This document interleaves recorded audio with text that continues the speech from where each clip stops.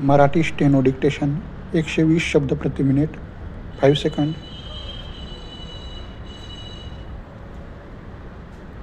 Start. Bharat हा समस्यांचा देश आहे. भारतात अनेक मूलभूत समस्या आहेत.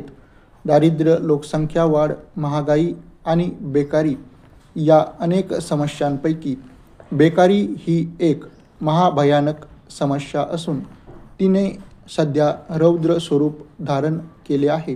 आपल्या देशातील वाढत्या बेकारीस अनेक गोष्टी जबाबदार आहेत. भारतीय अर्थव्यवस्थेचा आर्थिक मागासलेपणा हे एक प्रमुख कारण आपल्या देशातील बेकारीबाबत सांगू शकते. पूर्वी ज्या देशात सोन्याचा धूर निघत होता त्या देशात स्वातंत्र्योत्तर काळात मात्र स्वातंत्र्यापासूनच दारिद्र्याचे बीज रोवले गेले आहे. दारिद्र्यापोटी सर्व काही प्रसवते असे म्हटले जाते. म्हणून दारिद्र्यामुळे बेकारी अधिकाधिक वाढत गेली असे म्हणावे लागते. दारिद्र्यामुळे भरभराटीला पोषक वातावरण नसल्यामुळे बेकारी अधिक तीव्रतेने जाणवते. परिच्छेद. स्वातंत्र्योत्तर काळात आपण अर्थव्यवस्थेची संरचना चुकीच्या पायावर निर्माण केली. आपण सुरुवातीपासूनच आपल्या देशाचा औद्योगिक पाया अधिक मजबूत करण्यासाठी मोठ्या व अवजड उद्योगधंद्यांना प्राधान्य दिले. त्यामुळे भांडवलप्रधान उत्पादन तंत्राचा वापर ओघाने आलाच. आधुनिकीकरणाचा बेकार मोठ्या प्रमाणावर केला जाऊ लागल्यामुळे बेकारांच्या संख्येत वाढ होऊ लागली आहे. म्हणून भारतातील बेकारी ही काही अंशी संरचनात्मक बेकारी असेही म्हटले जाते. परिच्छेद. जगातील सर्व प्रश्नाचे मूळ आणि भविष्यकाळात महाअरिष्ट बनू पाहणारा प्रश्न म्हणजे वाढत्या लोकसंख्येचा प्रश्न होय.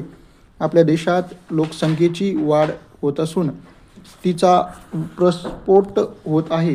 गेल्या 30 वर्षापासून तो प्रस्फोट थोपविण्याच्या दृष्टीने आपण जे धोरण स्वीकारले ते वेळ काढूपणाचे आहे.